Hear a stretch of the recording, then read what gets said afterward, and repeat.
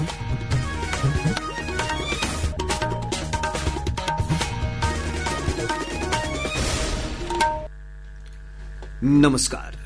ये आकाशवाणी पटना है। अब आप खालिद रशीद से प्रादेशिक समाचार सुनिए। पहले मुख्य समाचार।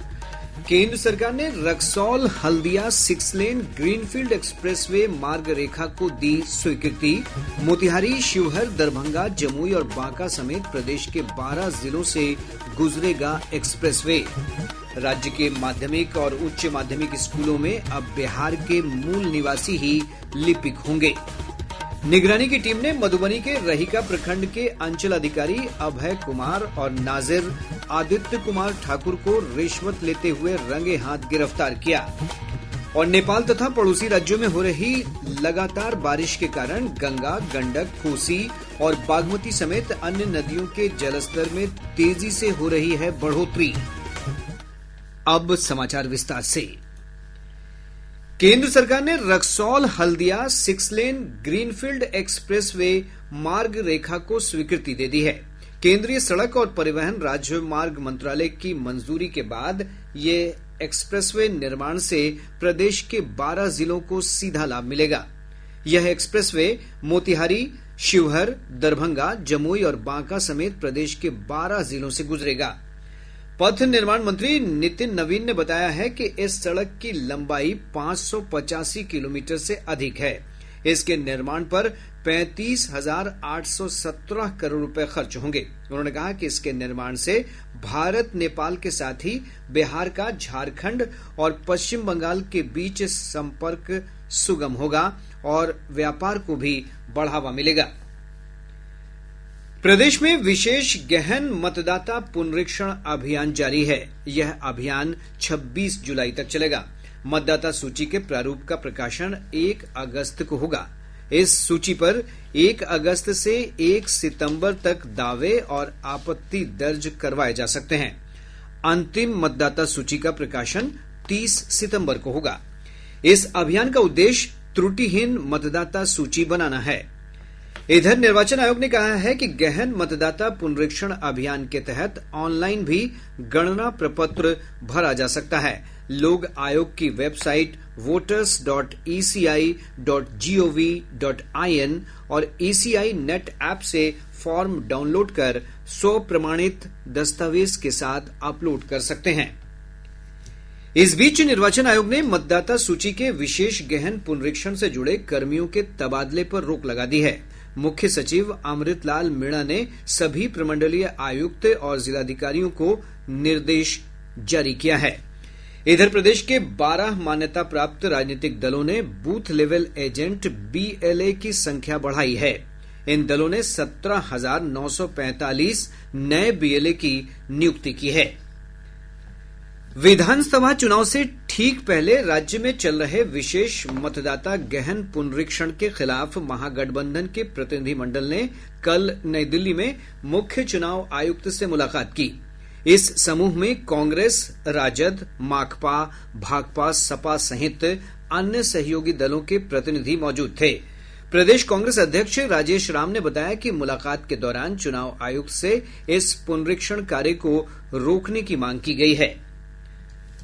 विधानसभा चुनाव की तैयारी को लेकर सभी जिलाधिकारी 9 और 10 जुलाई को अपने क्षेत्र के सांसद, विधायक और मान्यता प्राप्त राजनीतिक दलों के प्रतिनिधियों के साथ बैठक करेंगे। बैठक में बूथ पुनर्गठन और मतदाता सूची के सत्यापन को लेकर विशेष चर्चा होगी।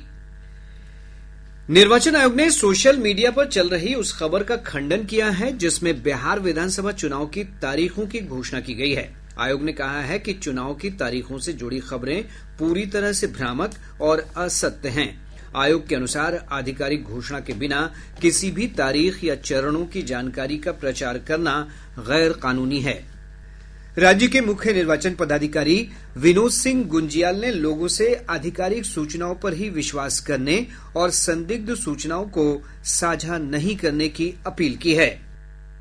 संसद का मानसून सत्र 21 जुलाई से आयोजित होगा। संसदीय कार्य मंत्री किरेन रिजिजू ने बताया कि राष्ट्रपति द्रौपदी मुर्मू ने इस संबंध में केंद्र सरकार के प्रस्ताव को मंजूरी दे दी है। यह सत्र 21 अगस्त तक चलेगा। सोशल मीडिया पोस्ट में श्री रिजिजू ने कहा कि स्वतंत्रता दिवस समारोह के मद्देनजर 13 और 14 अगस्त को संसद की बैठक नहीं होगी। प्रदेश के माध्यमिक और उच्च माध्यमिक स्कूलों में अब बिहार के मूल निवासी ही लिपिक होंगे। शिक्षा विभाग ने लिपिकों की नियुक्ति के लिए बिहार राज्य विद्यालय लिपिक संवर्ग के गठन की नियमावली अधिसूचित कर दी है। विभाग के अपर मुख्य सचिव डॉक्टर एस सिद्धार्थ ने कहा कि सीधी भर्ती के लिए देश के वे नागरिक पात्र माने जाएंगे जो बिहार के मूल निवासी होंगे।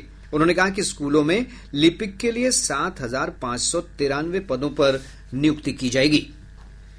राज्य सरकार ने कर्मचारियों की प्रोन्नति के लिए निर्धारित न्यूनतम सेवा अवधि में कटौती कर दी है। सामान्य प्रशासन विभाग ने कहा है कि वेतन स्तर 4-5 में प्रोन्नति के लिए न्यूनतम सेवा अवधि में 2 साल, वेतन स्तर 5-6 के लिए 3 साल, जबकि वेतन स्तर 6-7 के लिए 1 साल की कमी की गई है। विभाग ने इस संबंध में अधिसूचना जारी कर दी है। तेलंगाना के संगारेड्डी जिले के औद्योगिक क्षेत्र स्थित एक केमिकल फैक्ट्री में हुए विस्फोट की घटना में बिहार के मृतकों की संख्या बढ़कर 5 हो गई है। तेलंगाना सरकार ने इस संबंध में राज्य सरकार को सूचना दी है। इधर इस विस्फोट में बिहार के श्रमिकों की मृत्यु और घायल होने की घटना को लेकर बिहार सरकार ने 3 सदस्यीय जांच कमेटी गठित की है। ये टीम घटनास्थल पर जाकर विभिन्न पहलुओं की जांच करेगी। प्रदेश के सभी जिलों में वर्मी कंपोस्ट और बायोगैस इकाई की स्थापना की जाएगी। इसके लिए किसानों को 75 घन फीट क्षमता के पक्के वर्मी कंपोस्ट उत्पादन इकाई की स्थापना पर लागत मूल्य का 50% या अधिकतम 5,000 रुपए का अनुदान दिया जाएगा। किसान और पशुपालकों को अधिकतम 3 इकाइयों का अनुदान मिलेगा। प्रादेशिक समाचार आप आकाशवाणी पटना से सुन रहे हैं। ताजा समाचारों के लिए आप हमारे एक्स हैंडल AIR News _ पर जा सकते हैं। निगरानी विभाग की टीम ने मधुबनी के रहिका प्रखंड के अंचलाधिकारी अभय कुमार और नाजिर आदित्य कुमार ठाकुर को रिश्वत लेते हुए रंगे हाथ गिरफ्तार किया है। निगरानी के पुलिस उपाधीक्षक राजन प्रसाद सिंह ने बताया कि गिरफ्तार सीओ द्वारा शिकायतकर्ता से जमीन रजिस्ट्री से रोक हटाने की रिपोर्ट निबंधन कार्यालय भेजने के एवज में 1 लाख रुपए की मांग की गई थी।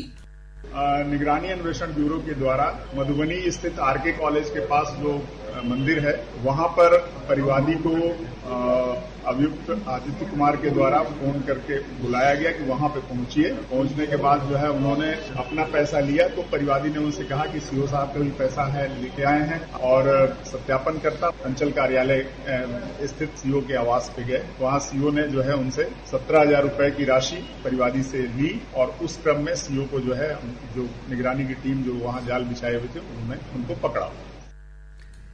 दोनों गिरफ्तार कर्मचारियों को आज मुजफ्फरपुर निगरानी कोर्ट में पेश किया जाएगा। प्रदेश में मानसून की सक्रियता से बारिश का सिलसिला जारी है। मौसम विभाग के अनुसार अगले 24 घंटों के दौरान राज्य के अधिकतर हिस्सों में तेज हवा के साथ बारिश की संभावना है। मौसम विज्ञान केंद्र पटना ने आज कैमूर, रोहतास, गया, कटिहार और किशनगंज जिले में कुछ स्थानों पर भारी बारिश की चेतावनी भी जारी की है।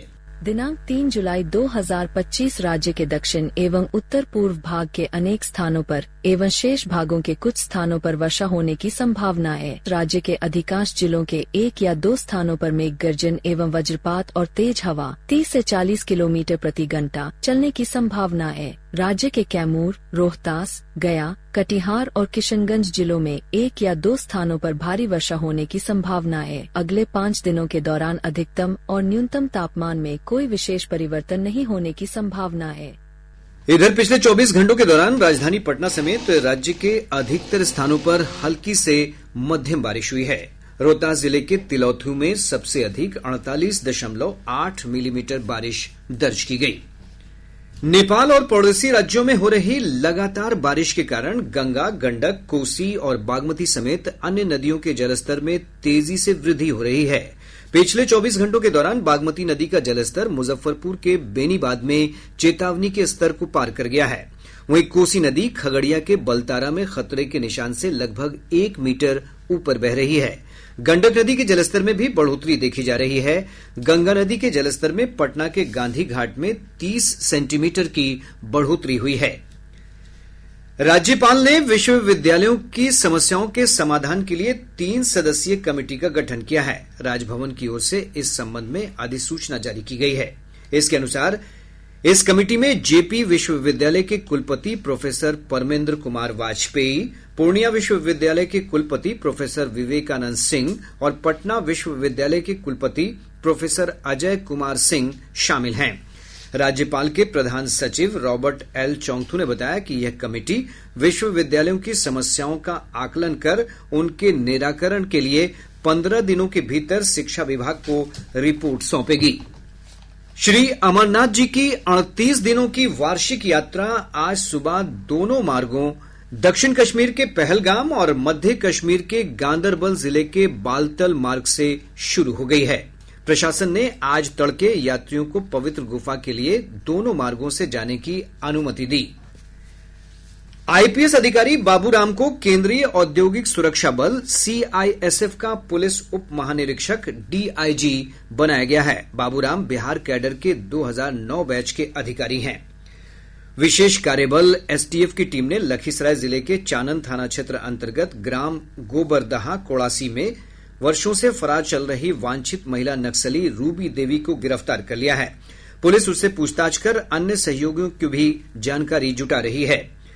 कटिहार में लॉरेंस विश्नोई के नाम पर अपराधियों के द्वारा एक व्यवसायी से रंगदारी की मांग करने के मामले में पुलिस ने 2 अपराधियों को गिरफ्तार किया है। पश्चिम चंपारण के जिला पदाधिकारी धर्मेंद्र कुमार ने भ्रष्टाचार के आरोप में जिला परिवहन कार्यालय के 3 सरकारी पदाधिकारी और कर्मियों तथा 4 दलालों के खिलाफ प्राथमिकी दर्ज कराई है। जिले के बेतिया समाहरणालय सभागार में राष्ट्रीय अनुसूचित जनजाति आयोग के सदस्य निरूपम चाकमा की अध्यक्षता में समीक्षात्मक बैठक आयोजित की गई। इस बैठक में अनुसूचित जनजाति वर्ग के लोगों के समग्र विकास के लिए विभिन्न मुद्दों पर चर्चा की गई। अब पटना से प्रकाशित प्रमुख समाचार पत्रों की सुर्खियां। आज के सभी समाचार पत्रों ने अलग अलग खबरों को प्रमुखता से प्रकाशित किया है। हिन्दुस्तान अखबार की विशेष खबर है, राज्य सरकार कर्मियों और पेंशनधारियों को कैशलेस चिकित्सा सुविधा देगी। दैनिक जागरण ने मतदाता सूची पुनरीक्षण से जुड़ी खबर को प्रमुखता से प्रकाशित करते हुए लिखा है, विपक्षी दलों ने कहा मतदाता सूची के सत्यापन का जो काम 22 वर्षों से नहीं हुआ अब क्यों। प्रभात खबर ने इसी खबर को अपनी लीड बनाते हुए चुनाव आयोग के हवाले से लिखा है, पारदर्शी और निष्पक्ष रहेगी पूरी प्रक्रिया। दैनिक भास्कर की प्रमुख खबर है, आरकॉम का 31,580 करोड़ रुपए का लोन फ्रॉड घोषित। और अब अंत में मुख्य समाचार एक बार फिर। केंद्र सरकार ने Raxaul Haldia 6 lane greenfield expressway मार्ग रेखा को दी स्वीकृति। मोतिहारी, शिवहर, दरभंगा, जमुई और बांका समेत प्रदेश के 12 जिलों से गुजरेगा एक्सप्रेसवे। राज्य के माध्यमिक और उच्च माध्यमिक स्कूलों में अब बिहार के मूल निवासी ही लिपिक होंगे।